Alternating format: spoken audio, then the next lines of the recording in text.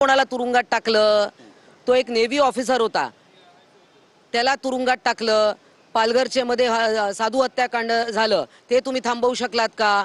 अजून कोणाकोणाला तुम्ही हनुमान चालीसा ज्यांनी वाचला त्यांना पण तुम्ही तुरुंगात टाकणार? ते यांनी तर बोलूच नाही याविषयी. संत गाडगे महाराज हे सुद्धा पंढरपूरला जायचे, पण मंदिरात जात नव्हते. त्यांनी माणसातच देव शोधला असं पण बोललं जातं. आणि त्यामुळे मंदिरातल्या देवाला पूजू नका, जनतेची सेवा करा, लोकांची सेवा करा, तीच खरी ईश्वर सेवा असं म्हणायचं. मग आता संत परंपरेला सुद्धा गालबोट लावण्याचं कुठेतरी काम होत आहे, अशी टीका होऊ लागली आहे. हे बघा, हे स्वतःच्या सोयीने त्याचा अर्थ काढण्यासारखं झाला.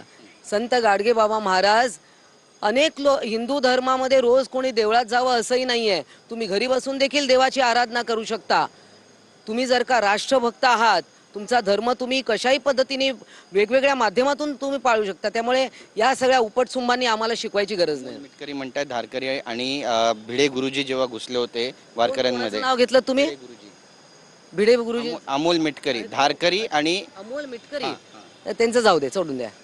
ते आक्रमक झालेत आता आणि म्हणतात की गालबोट लावण्याचं. त्यांचे अनेक विषय आम्ही इथे काढू शकतो, सोडून द्या त्यांचा विषय. आवड पण आक्रमक झालेत. संविधानाचं पुस्तक त्यांनी दाखवलं. कोणाला धाकधपटशा करून काय काय आरोप आहेत, हाणामाऱ्या करणं, हे सगळं संविधान घेऊन करतात का ते? त्यामुळे हे सगळं त्यांनी आम्हाला शिकवू नये. कालच्या विषयापुरतं त्यांनी बोलावं.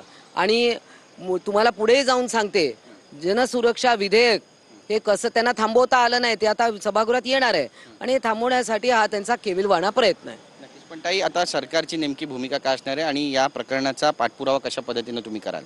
नाही बघा,